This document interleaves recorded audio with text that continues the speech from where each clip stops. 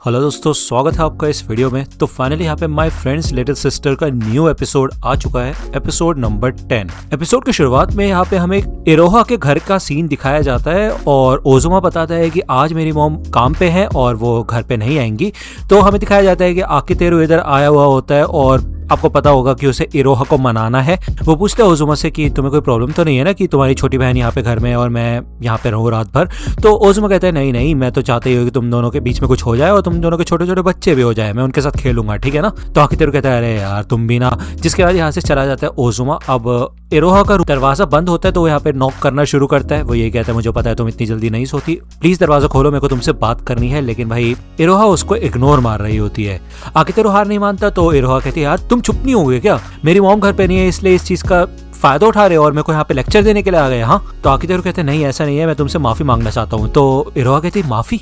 तुम क्यों माफी मांगना चाहते हो? गुस्सा तो तुम हुए थे ना।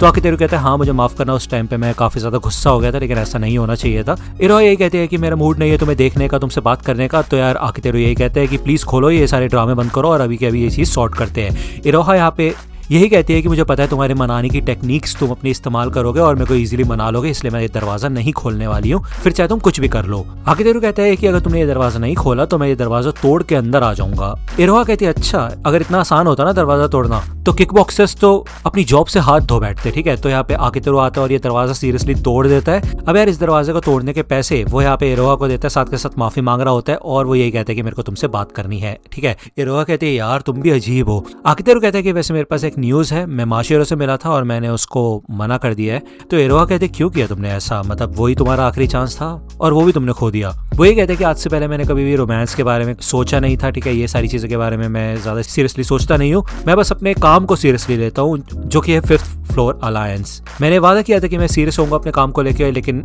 मैं बहुत ज्यादा लापरवाह हो गया था, इसी वजह से तुम गुस्सा हो, है कि नहीं। यहाँ पे वो उसको उसके हेडफोन्स पहना देता है और वो ये कहता है कि अगर आज के बाद तुम्हें कोई भी दिक्कत हो, कुछ भी परेशानी हो तो तुम मेरे से सीरियसली आके बात कर सकती हो।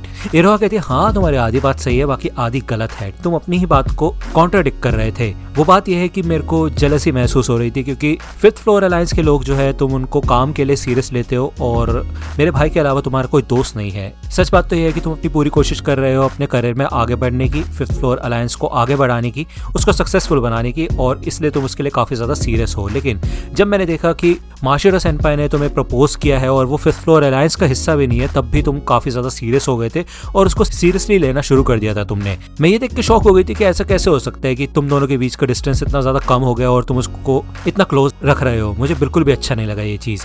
तो आकितेरू ये कहता है कि ऐसा कुछ नहीं है, हम दोनों के बीच में एक डील है कि मेरे को उसका फेक बॉयफ्रेंड बन के रहना है। तो इरोहा कहते नहीं, सिर्फ इतनी सी बात नहीं है। वो ये बताती है कि उसको जेलस महसूस हो रहा था, माशिरो से बहुत ज्यादा जेलसी हो रही थी उसको, इसी वजह से उसने ऐसा बिहेव करना शुरू किया और वो बिल्कुल बच्चे की तरह बिहेव कर रही थी। तो वो यहाँ पे माफी मांगना शुरू कर देती है। तो आकितेरू कहते हैं अच्छा तो तुम जेलस थी, अच्छा वैसे एक बात बताओ, क्या तुम्हें रोमांटिक वे में जेलस हो रहा था?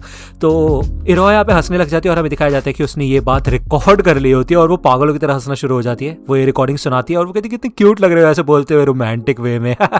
तो ये सुन के तो आकितेरू भाई परेशान हो जाता है, उसे गुस्सा आने लग जाता है। बार बार इरोहा ये चीज प्ले करती रहती है और वो ये कहती है कि तुम भी पागल हो, अगर हमारा कोई दोस्त किसी और इंसान से बात करे तब भी जेलसी होती है, दोस्तों में भी जेलसी होती है, ठीक है ना। लेकिन मुझे पता है तुम्हारे ज्यादा दोस्त नहीं है तो चिंता वाली कोई बात नहीं है। बाकी इस रिकॉर्डिंग से अब मेरा 1 महीने का काम निकल जाएगा। अब वो तो यहाँ पे भाई अपने सही मूड में आ चुकी होती है, एक तरीके से मान चुकी होती है। बट आकितेरू कहता है कि ये किसी को प्लीज बताना मत, ये बात हमारे बीच में रहनी चाहिए। जिसके बाद वो घर पे आ जाता है। वो ये सोचता है कि यार मैं पागल हूँ जो कि ऐसा सोच रहा था कि इरोहा रोमांटिक वे में मेरे बारे में सोच रही होगी और जेलस इसलिए फील कर रही होगी, या फिर ऐसा भी हो सकता है कि उसने रिकॉर्डिंग का बहाना जानबूझ के बनाया ये बात छुपाने के लिए। तो यार कुछ भी हो सकता है। एनीवे अगले दिन यहाँ पे हमें स्कूल का सीन दिखाया जाता है। आकितेरू इधर ओटोई और ओजुमा को अपने साथ लेके जाते हैं एक फेवर के लिए। इन सब लोगों से उसने फेवर मांगा होता है, मदद मांगी होती है, किस लिए? एक ड्रामा क्लब की मदद करने के लिए। मतलब आपको पता होगा यार सुमेरे ने उसको कहा था उसकी सिस्टर के क्लब को टॉप पे लेके आना है उसे, है ना। तो ये लोग यहाँ पे फाइनली आ चुके होते हैं। अब मिडोरी तो यहाँ पे देख के गुस्सा हो जाती है कि आकितेरू यहाँ पे क्या कर रहा है।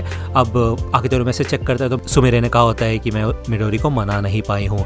अब यार मिडोरी यही कहती है कि कहीं तुम दोनों के बीच में कुछ घटिया सी डील तो नहीं हुई है जिस वजह से तुमने मेरी मदद करने के लिए हाँ कर दिया है? तो यार उसका तो बहुत डर्टी माइंड होता है, वो यहाँ पे आकितेरू के बारे में गलत ही सोच रही होती है। वही पूछती है कि तुम हमारी मदद क्यों करना चाहते हो? तो आकितेरू कहता है कि मैंने थोड़ा सा परफॉर्मेंस तुम्हारी देखी थी तो मुझे ऐसा लगता है कि तुम अपने आप को बेटर कर सकती हो, और लंच टाइम में तुम इतनी ज्यादा मेहनत कर रही हो, कोशिश कर रही हो आगे बढ़ने की, तो मैं इस चीज में तुम्हारी मदद करना चाहता हूँ। क्योंकि एफर्ट के साथ साथ डायरेक्शन भी जरूरी होती है। अगर एफर्ट और डायरेक्शन दोनों साथ में किए जाए तो अच्छे रिजल्ट्स मिलते हैं, लेकिन अगर एफर्ट गलत डायरेक्शन में दिए जाए तो वो सारे रिजल्ट्स खराब हो जाते हैं। तो मैं यहाँ पे इसलिए आया हूँ जिससे कि ऐसा कुछ ना हो, ठीक है। तो वो यहाँ पे अपना हाथ आगे बढ़ाता है, लेकिन मिडोरी उसके साथ कोई भी डील करने के लिए तैयार नहीं होती। अब वो यही सोचती है कि शायद उसका कुछ ऐसा पर्पस होगा, वो यहाँ पे मिडोरी के साथ कुछ करना चाहता है या फिर उसकी बड़ी सिस्टर के साथ यानी कि सुमेरी के साथ। लेकिन आकितेरू कहता है कि ओजुमा तुम ही बताओ इसको। तो ओजुमा कहता है कि वो बात यह है कि आकितेरू के लिए सिर्फ मैं ही स्पेशल हूँ और कोई मैटर नहीं करता उसके लिए। तो ये दोनों ऐसे दिखाते हैं कि जैसे ये गे कपल्स है। ओके, अब ये देख के तो ये सब शौक हो जाते हैं। मिडोरी कहती है ठीक है फिर इसमें कोई प्रॉब्लम तो है नहीं, हम तुम्हारे साथ काम करने के लिए तैयार है। यहाँ पे आकितेरू इंट्रोडक्शन कराता है ओजुमा का, जो कि एक प्रोग्रामर होता है, और ओटोई जो कि साउंड इंजीनियर होती है। ये लोग मदद करेंगे इन लोगों के ड्रामा क्लब को आगे बढ़ाने के लिए। वो बताता है कि सबसे पहले तुम्हारी प्रॉब्लम्स के बारे में बात करते हैं, जो कि है परफॉर्मर्स की acting skill, screen play, stage production और म्यूजिक और साउंड। अगर इनमें से एक भी चीज छूट गई तो ये लोग कंपटीशन जीत नहीं पाएंगे। तो सोल्यूशन ये है कि हम इनके स्क्रीन प्ले को और ज्यादा मजबूत बनाएंगे एक नई स्क्रिप्ट पे स्विच करके। तो आपको पता होगा यार, माकीगाया नामोको ने एक स्क्रिप्ट दी थी जो इन लोगों ने रिजेक्ट कर दी थी, लेकिन उस स्क्रिप्ट का इस्तेमाल ये लोग इस प्ले में कर सकते हैं।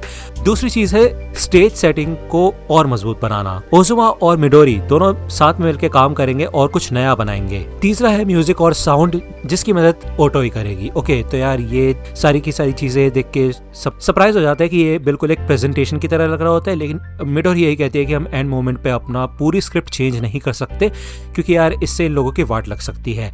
आकितेरू कहता है कि ठीक है फिर एक बार स्क्रिप्ट पढ़ लो, तुम्हें जैसी लगेगी तो बताना। अब यार मिडोरी ये स्क्रिप्ट पढ़ती है, सारी लड़कियां पढ़ती है और ये बहुत ज़्यादा इमोशनल हो जाती हैं, इनको बहुत पसंद आती है स्क्रिप्ट। अब ये लोग तैयार होते हैं स्क्रिप्ट पे काम करने के लिए, लेकिन दिक्कत वाली बात यह है कि इनको स्टेज प्ले के लिए प्रॉप्स की ज़रूरत पड़ती है, मतलब ये जो आसपास बैकग्राउंड वगैरह सारी चीज़ें हैं ना, तो उसको बनाने में इनको दिक्कत होगी काफ़ी ज़्यादा। लेकिन ओजुमा कहता है कि हम प्रोजेक्शन मैपिंग का इस्तेमाल करके वो सब प्रॉब्लम सॉल्व कर सकते हैं। उसको बनाने में मेरे को 3 दिन लगेंगे, बस रात में जगना पड़ेगा मुझे, बट ये काम मैं कर सकता हूँ। इसके अलावा स्टेज सेटिंग वगैरह और ये सारी चीज़ें ये प्लान कर लेते कि क्या क्या कैसे कैसे करना है। एंड में बचता है एक्टिंग परफॉर्मर्स की।